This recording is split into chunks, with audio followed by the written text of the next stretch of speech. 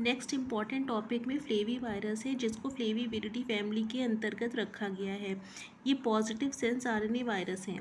इसके पहले मैंने आपको ऑर्थोमिक्सो वायरस बताया था, जो निगेटिव सेंस आरएनए वायरस थे। ये पॉजिटिव सेंस आरएनए वायरस हैं, इन्वेलप्ड होते हैं, जो या तो इंसेफेलाइटिस या हेमरेजिक फीवर को कॉज करते हैं। इंसेफेलाइटिस ब्रेन वाल में इन्फेक्शन हो जाता है या ब्रेन में इन्फ्लेमेशन हो जाता है, उसको इंसेफेलाइटिस कहते हैं। और हेमरेजिक फीवर कहीं भी अगर ब्लड लीकेज हो जाता है या ब्लड क्लॉट हो जाता है तो उसको हेमरेज कहते हैं।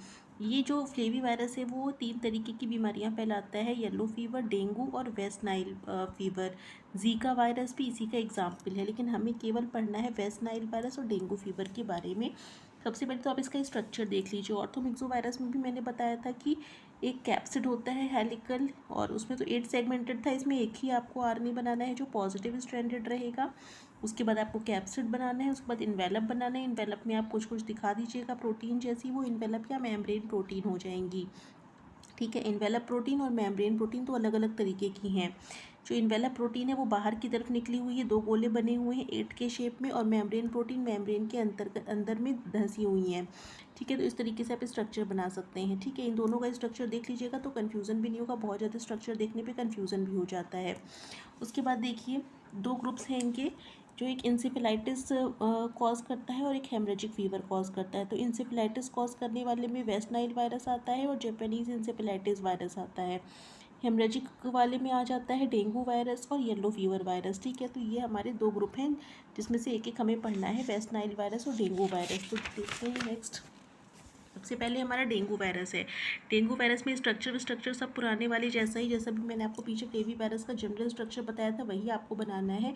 इन्वेलप्ड वायरस है, ये पॉजिटिव सेंस आरएनए है, तो पता ही आपको। इसके 4 सीरोटाइप होते हैं, DENV, DENV1, DENV2, DENV3 और DENV4। ये जो होता है एडिस इजिप्टाई मॉस्किटो से ट्रांसमिट होता है। ठीक है, फीमेल एडिस इजिप्टाई मॉस्किटो इसको ट्रांसमिट करता है। इसका स्ट्रक्चर देख लीजिए, इसके वायरल जीनोम का स्ट्रक्चर। इसमें एक नॉन स्ट्रक्चरल रीजन होता है, एक स्ट्रक्चरल रीजन होता है। जो स्ट्रक्चरल रीजन होता है वो इसके स्ट्रक्चर को बनाने में काम आता है, और जो नॉन स्ट्रक्चरल रीजन है वो स्ट्रक्चर बनाने में काम नहीं आता। वो एंजाइम बनाता है जो इसके पैथोजेनेसिस के लिए या रेप्लिकेशन के लिए रिस्पॉन्सिबल होते हैं। ठीक है, तो ये आप इस तरीके से भी इसको बना सकते हैं। तो ये इसका हमने आरएनए बनाया हुआ है, जो कि ट्रांसलेशन के बाद प्रोटीन बनाता है। तो हमने प्रोटीन लिख दिया है। और उसके बाद देखिए कैप्सिड, मेम्ब्रेन और इन्वेलप का ये स्ट्रक्चर बन जाता है, और इसमें आपने कुछ नॉन स्ट्रक्चरल प्रोटीन लिखा हुआ है। अगर आप ये सब इस तरह से नहीं लिखना चाहते, NS1, NS2A, 2B, NS3, NS4A, 4B, NS5, तो आप केवल नॉन स्ट्रक्चरल प्रोटीन भी लिख सकते हैं। ठीक है, तो इसमें आप सिंपल भी कोई भी स्ट्रक्चर जो आपको याद हो इसमें से बना सकते हैं। ये इसका पूरा स्ट्रक्चर मैंने जीनोम का बनाया हुआ है। इसके बाद देखिए डेंगू फीवर जो होता है वो 2 तरीके का होता है। एक तो डेंगू हेमरेजिक फीवर होता है, एक डेंगू शॉक सिंड्रोम होता है। डेंगू हेमरेजिक फीवर जो होता है वो फीवर कॉज करता है, नॉर्मल हेमरेजिक कंडीशन इसमें हो सकती है। इसमें कैपिलरी परमिबिलिटी बढ़ जाती है, कैपिलरी की परमिबिलिटी बढ़ेगी तभी हेमरेज होगा। ब्लड कैपिलरी की जो परमिबिलिटी ज़्यादा बढ़ जाएगी तो ब्लड लीक कर जाएगा कैपिलरी से बाहर, तो हेमरेज कॉज करेगा। थ्रोम्बोसाइटोपिनिया हो जाता है, मतलब प्लेटलेट काउंट कम हो जाते हैं, आप लिख सकते हैं। ये 7 से 10 दिन तक फीवर रहता है, और इसका जो मॉर्टेलिटी रेट है, मतलब इसकी डेथ रेट जो होती है वो काफ़ी कम होती है। लेकिन डेंगू शॉक सिंड्रोम जो होता है बहुत ही सीवियर फॉर्म होता है। इसमें सर्कुलेटरी फेलियर हो जाता है, मतलब इसमें जो सर्कुलेशन है वो प्रॉपर नहीं हो पाता, क्योंकि क्लॉट बन जाने की वजह से या लीकेज हो जाने की वजह से पूरा सर्कुलेटरी सिस्टम फेलियर हो जाता है। इसमें मॉर्टेलिटी रेट हाई होता है।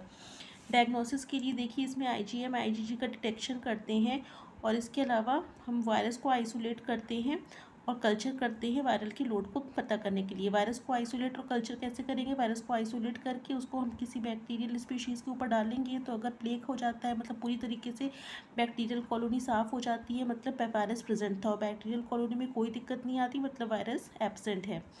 तो वायरस को आइसोलेट करेंगे, उसमें या तो हम ब्लड सैंपल में ये IgM और IgG का डिटेक्शन करेंगे। तो डायग्नोसिस तो सिंपल वही रहती हैं, आप नॉर्मल डायग्नोसिस जो याद किए हैं वो भी लिख सकते हैं। ट्रीटमेंट में भी आपका कॉमन ट्रीटमेंट जो मैंने पहले बताया है वही आप लिख सकते हैं, इसके लिए बहुत ज़्यादा आपको परेशान होने की ज़रूरत नहीं है।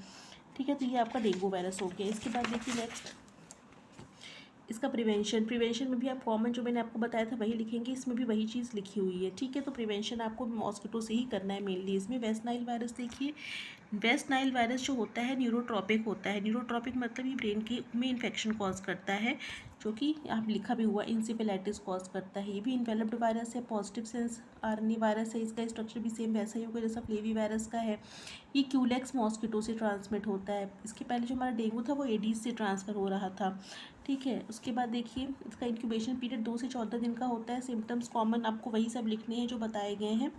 उसके बाद डायग्नोसिस, प्रिवेंशन और ट्रीटमेंट भी आपको डेंगू वायरस की तरह ही लिखने हैं। कॉमन जो मैंने बताए हैं वही लिखने हैं। तो मतलब आपको इसमें चेंज क्या करना है, केवल इसका इंक्यूबेशन पीरियड कितना होता है और क्यूलेक्स मॉस्किटो से ट्रांसमिट होता है, यही दोनों पॉइंट इसमें नए हैं। बाकी तो सब आपको नॉर्मल फ्लेवी वायरस और डेंगू वायरस वाला ही करना है, ठीक है। या तो कॉमन जो मैंने बताया वो भी आप कर सकते हैं। इसके अलावा ये भी इसका में नया है कि न्यूरोट्रॉपिक और इंसेफेलाइटिस कॉज करता है, यही इसमें मेन पॉइंट है। बाकी तो सब आपको पुरानी वाली चीज़ें ही जो कॉमन है वही लिखनी है, ठीक है। तो इसको देख लीजिएगा और आप सभी को एग्ज़ाम के लिए ऑल द बेस्ट।